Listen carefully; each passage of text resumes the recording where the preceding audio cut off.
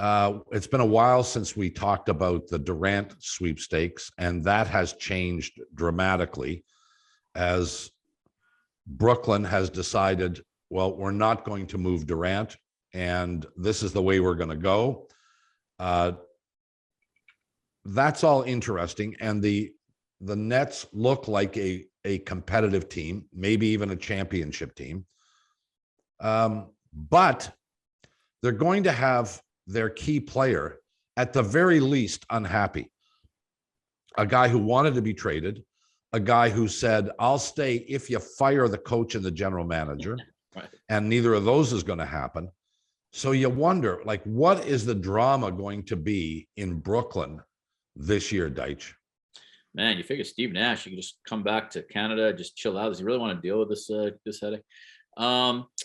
Well, this situation's been really, really interesting, and everything you just said to set it up is correct. I have a conspiratorial thought that the Nets intentionally set the price so high that no one could meet it, and that they were bringing Durant back, because the reality is you can't get equal value for Durant. Like, of course you can't. Yeah, Masai Ujiri sort of, I think, intrinsically understood, like, you get Kawhi Leonard because these guys only come around once in a blue moon, and Kevin Durant is like one of those guys. I do think I like Kevin Durant. I think he's a professional, and even if he's not happy about being there, I think he will play hard, and I think as long as he doesn't get injured, he'll be one of the best players.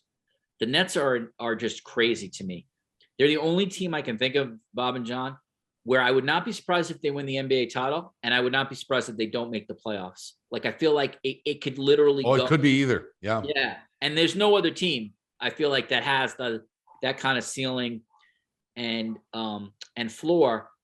I think in terms of if they're going to be a championship team, I think Ben Simmons is probably the key. I expect Kyrie and Durant, even with all the drama, to play great. I feel like that is the guy. Like, if that guy returns and is like a all-star or around that kind of play level, they can win. If he's just a mess, like mentally and everything else, then I think it implodes, and it's drama city for the year. How do you guys? And this is the thing that I'm interested in is what if it does implode? What if somebody gets hurt? What if two of them get hurt? What if Simmons is, out to lunch? What if this team starts to lose at the beginning of the year? How much are Durant specifically, but Kyrie as well? How engaged are they going to be? And does this question of, all right, you wouldn't trade me at the beginning of the year. Fine. I came here. I did it anyway. Now we're 20, 30, 40 games in and we're losing. I want out again. Where does this go? I mean, this is a team you've got to keep an eye on all year long, don't you? What do you think, John?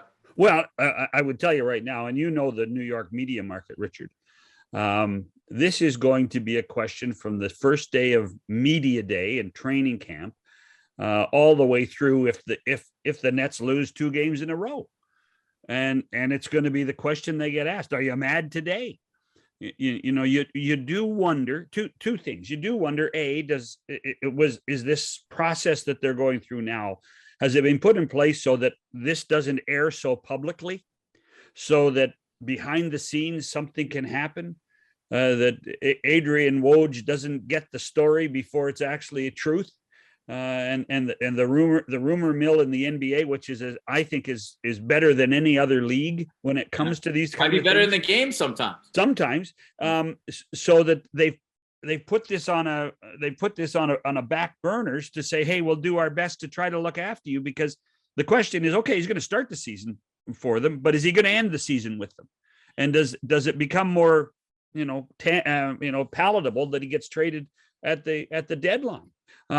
I'm not sure you can trade him. I mean, I think it's the same issue, right? Even in season.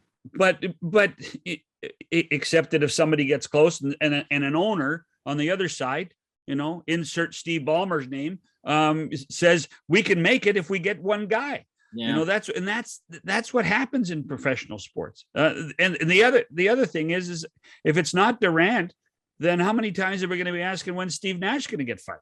That to me, I would not be surprised if they start off slow. I could see Nash getting fired. I don't think it would be fair, but I think they've made it very clear that they're not trading Durant and they're not trading Kyrie, and so you have to have a fall person if that's the case.